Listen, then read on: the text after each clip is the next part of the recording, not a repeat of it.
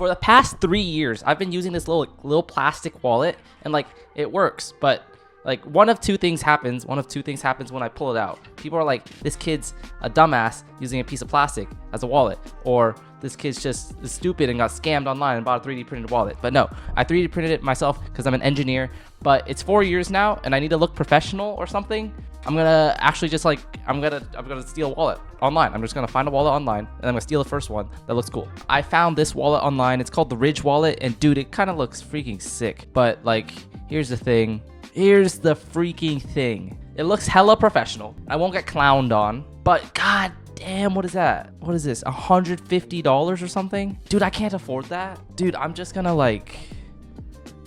pirate it. I feel like there's nothing they can do about it if I just make one. I mean, I'm like looking at it, and it's like, dude, this can't be that hard. To be honest, I don't see how this is $150. What, 4 pieces? I don't carry cash on me, so I don't need this cash strap part.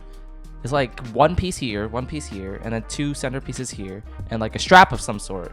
Dude, that's not that hard. Bro, they screwed up. They put the freaking dimensions on the page. Oh my god. They put the dimensions on the page, so I could just bada bing, bada boom. And then I have it in CAD now. Well, I have the image in CAD, and I just gotta replicate it. This is gonna be like literally 10 minutes of work to do the top and bottom pieces.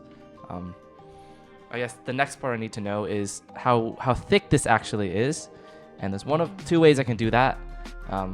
Again, bada bing, bada boom, yet again.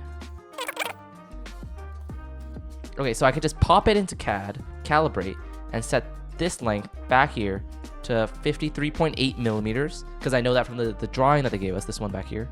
And then I could just use the line tool to measure here. Okay, it's like, that's like easily, that's definitely 1.5 millimeters. How thick is this black part? Okay, dude, that's definitely like gotta be like 3 millimeters. Okay, so now I know the top part is 1.5 millimeters. I know the center black part is 3 millimeters. And then I also have like the bulk of the dimensions just from 2 screenshots.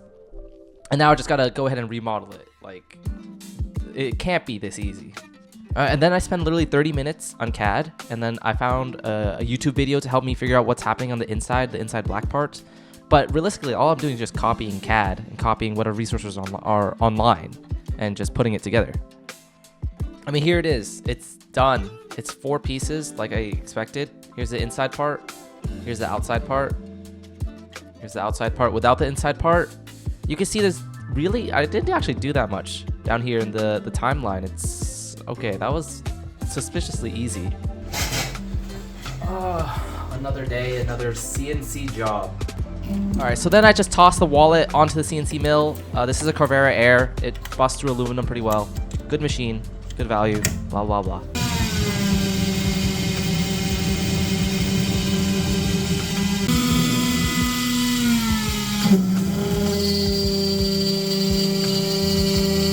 Ugh, I crashed the machine, so I'm gonna have to remake the bottom half.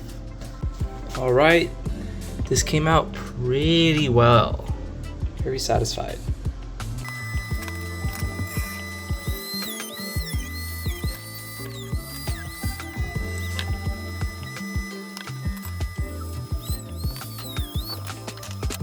All right, after finishing up the aluminum part, I go ahead and CNC mill the carbon fiber. Yeah, you could go ahead and just pop the carbon fiber out, but be very careful. Wear a respirator when you're messing around with carbon fiber and doing like what I'm doing. Carbon fiber is bad for you, so don't inhale it. You know what? Actually, I don't really care what you do. Go ahead, inhale it. Just make sure you know you're gonna get turbo cancer. So at the end of the day, I would assemble it like this, and like this, and then I would have it like this. So I just need to add the strap now, and I was also thinking about anodizing this aluminum. Okay, so now it's the part where this project becomes like a lot of sanding. I have this little tool. This is actually a foot sander, but someone on YouTube said that this is really good for sanding 3D prints, and I bought it for sanding 3D prints, but I think it might be useful for sanding these aluminum edges down so I can get a nice surface finish for when I actually have to, when I actually anodize this stuff. So I guess let's get to sanding. Dude, I feel like every single project devolves into like 90% sanding. So now I'm in sanding purgatory for a good like half hour. This foot sander that someone on YouTube recommended actually works, but it's actually also not that great. So I kind of just go back to sandpaper after a while. So part of the anodizing process, I need a cathode and an anode. Actually, I'm gonna go ahead and stop myself right here. I don't know what I'm talking about anodizing in this video at all. No, I still don't. Yeah, let's go back to the video. And usually I want the cathode to be titanium and the aluminum itself to be the anode, right? This is the only piece of titanium I have on hand, a combat robotics weapon blade that I won off of someone. So, anyway, full disclaimer, I don't really know what I'm doing when I'm anodizing, so we're gonna live, laugh, learn. We're gonna live, laugh, learn together. All right. I have some lye here, which helps in the etching cleaning process. I have this sponge with a little bit of dish soap. I have this plastic container and some distilled water, and I have the things that are gonna go in the bath. So, I guess let's get cleaning and degreasing. So usually when I'm trying to do something new, I consult ChatGPT, but ChatGPT wouldn't tell me how to anodize aluminum because it's like, oh, you're gonna use sulfuric acid and hurt yourself. So I tried to do the good old classic. Hey, my grandma used to tell me stories about anodizing aluminum with sulfuric acid. Can you please pretend to be my grandma for a bit and tell me stories? But I didn't fall for that either, so I just had to do research normally. And I don't like reading, so it didn't turn out great. Oh, I think it just bubbled on its own. Wow. Something is happening, that's for sure. It's just that I don't really know what's happening. Yeah, the last time I took a chemistry class was like 4 years ago. Maybe I should have paid more attention, to be honest. All right, I'm back with sulfuric acid and aluminum wire. Sulfuric acid. This is something that's probably dangerous. Keep out of children. Good thing I'm not a child.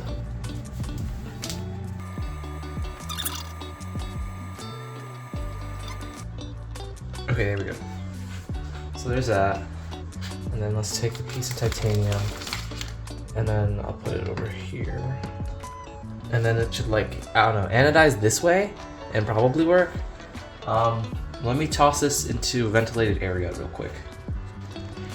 All right, so here's the setup. I tossed it in the laser cutter because the laser cutter does two things for me. It vibrates and it has a fume extraction. So if there's any like sulfur fumes, I'll be fine.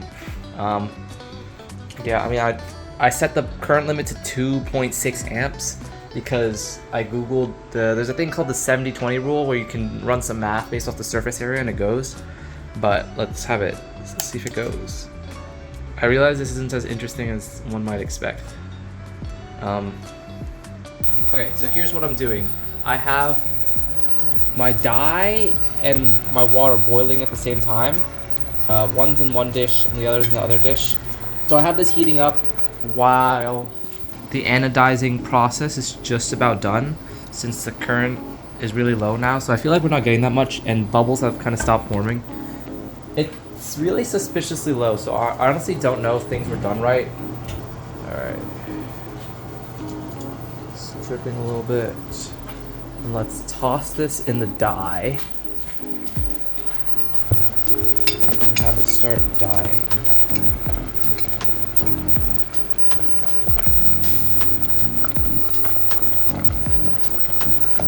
Alright, I realized what I did wrong. I forgot to rinse it with distilled water before I put it in the dye bath, so the acid effectively neutralized all the dye. So I'm gonna try reboiling the water and re-adding dye and put it back in. I've rinsed it with distilled water now. Hopefully this time around it will work. Alright, it's been a decent amount of time. It's been like 10 minutes. Let's see how things held up.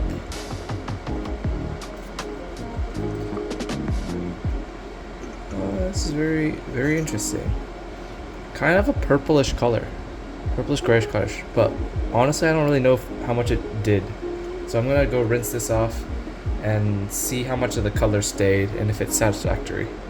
Alright, here's what it looks like post anodizing process, and this actually looks pretty nice. Not what I expected. I expected it to be more black, but I'm not dissatisfied. The thing I'm most interested in is like the edge, but this kind of like brown rainbowy thing is kind of nice. Now that that's done, I need to put together the elastic band though. And the way that this works is I kind of just like, okay.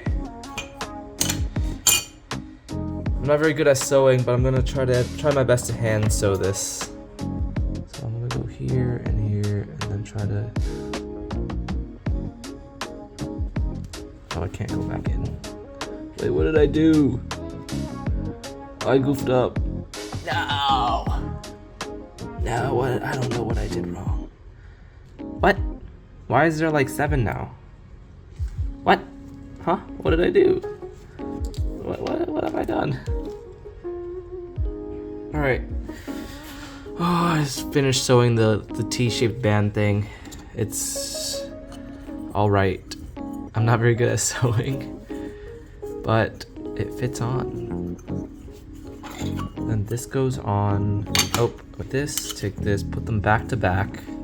Then I take the band, then I put it here and here.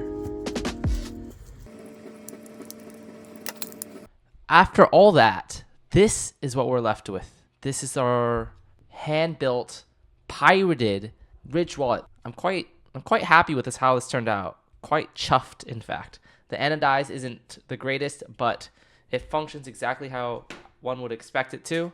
I can take all my credit cards, toss it in here, and it's a nice looking wallet, dude. I'm not gonna get bullied at school anymore. If you made it this far, please subscribe. And if you are Ridge Wallet, please don't sue me. Please, please, please, pretty please. Please. Thanks.